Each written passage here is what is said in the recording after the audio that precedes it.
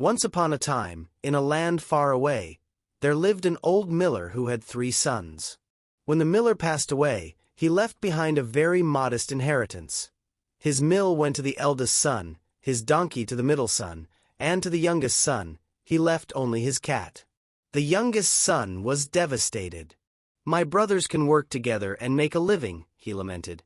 "But once I have eaten my cat and made a pair of mittens from his fur, I shall surely die of hunger." The cat, who had been listening intently, happened to be much more clever than a typical feline. He looked up at his new master and said, "Do not be so distressed, master. Just give me a bag and a pair of boots so that I may walk through the brambles, and you shall see that your situation is not as bad as you think." The master was skeptical, but he knew the cat was quite crafty, so he spent his last few coins on a sturdy pair of leather boots and a small sack. The cat's first move. The cat pulled on his boots, slung the bag over his shoulder, and headed straight for a nearby warren filled with rabbits. He filled the bag with bran and lettuce and lay down as if he were dead. Soon, a foolish young rabbit hopped into the bag to eat, and the cat quickly pulled the strings tight. Instead of taking the rabbit to his hungry master, the cat went straight to the royal palace. He requested an audience with the king and, bowing low, said, "Your Majesty, I bring you a rabbit from the lands of my noble master, the Marquis of Carabas." This was a title the cat had simply invented on the spot. The king, who loved rabbit stew, was delighted and thanked the cat. For several months, the cat continued this routine, bringing various gifts of game, partridges, quails, and pheasants, always claiming they were from the mysterious Marquis of Carabas. The king became very curious about this generous nobleman. The Great Deception. One day, the cat learned that the king would be driving along the riverbank with his daughter, the most beautiful princess in the world. The cat ran to his master and cried, "If you follow my advice, your fortune is made.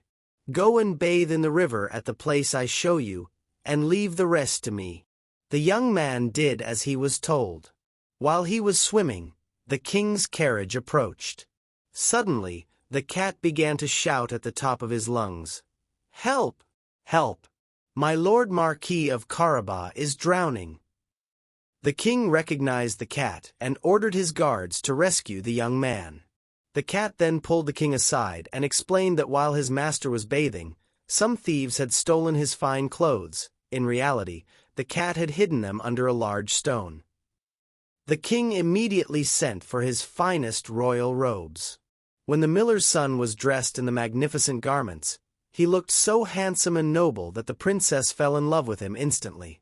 The king invited him into the royal carriage to continue their drive. Claiming the land. The cat, delighted that his plan was working, ran ahead of the carriage. He came across some mowers in a vast meadow and threatened them. "If you do not tell the king that this meadow belongs to the Marquis of Carabas, you shall all be chopped as fine as mincemeat." When the king passed and asked whose land it was, the terrified mowers replied, "It belongs to the Marquis of Carabas, your Majesty." The cat continued running ahead, telling the same thing to reapers in a wheat field and shepherds in a valley. The king was amazed by the vast wealth of the Marquis. The ogre's castle. Finally, the cat reached a magnificent castle. This was the home of a wealthy and terrifying ogre, who was the true owner of all the lands the king had just passed. The cat, knowing the ogre's reputation for vanity, asked for an audience. "I have heard," the cat said, "that you have the power to change yourself into any creature. For example, a lion or an elephant." "It is true," roared the ogre, and he instantly transformed into a massive, growling lion. The cat was so frightened he jumped onto the roof, nearly losing his boots. When the ogre returned to his normal form, the cat panted, "That was impressive. But surely you cannot transform into something very small, like a rat or a mouse. That would be truly impossible." "Impossible!" the ogre bellowed. "Watch this." He instantly turned himself into a tiny mouse. Without hesitation, Puss in Boots pounced on the mouse and ate him in one gulp. The ogre was gone forever. The grand finale. By the time the king's carriage arrived at the castle gates, the cat was standing there to greet them.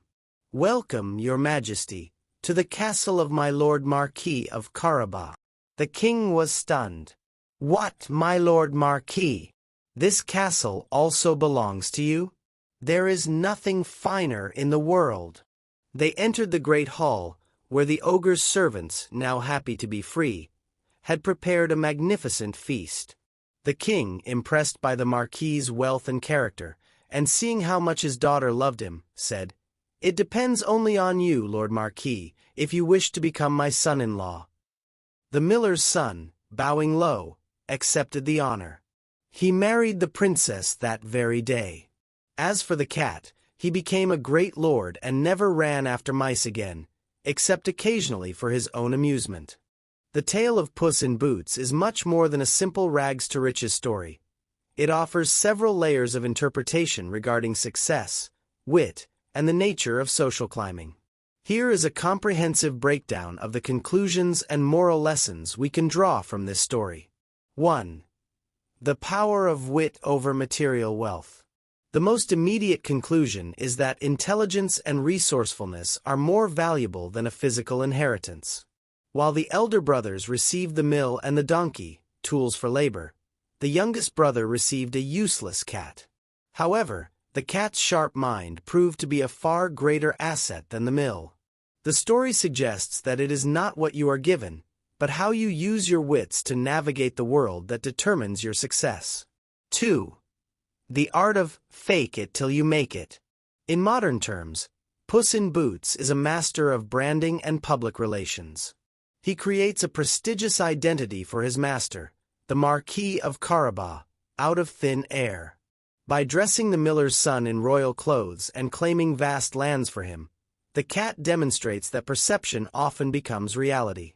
The story highlights how presentation, confidence, and a strong brand can open doors that talent or hard work alone might not. 3.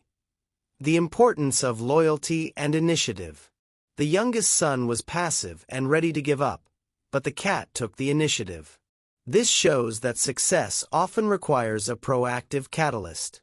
The cat's loyalty to his master is absolute, proving that a clever and devoted partner can change the course of one's life.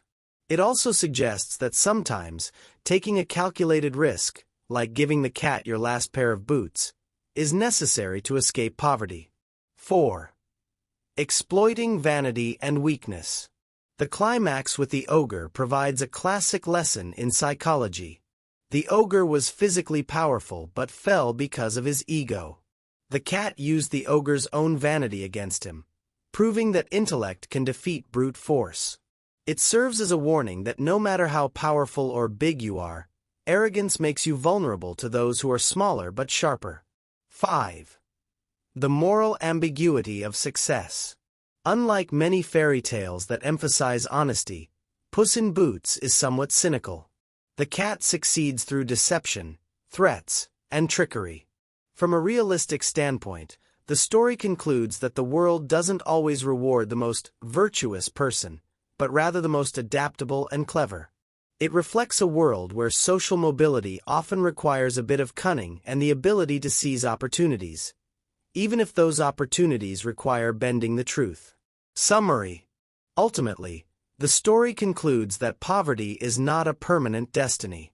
Through a combination of boldness, clever storytelling, and the ability to outsmart the ogres of the world, even someone with nothing can reach the highest ranks of society. It is a celebration of the underdog who uses their brain to conquer a world built for the strong.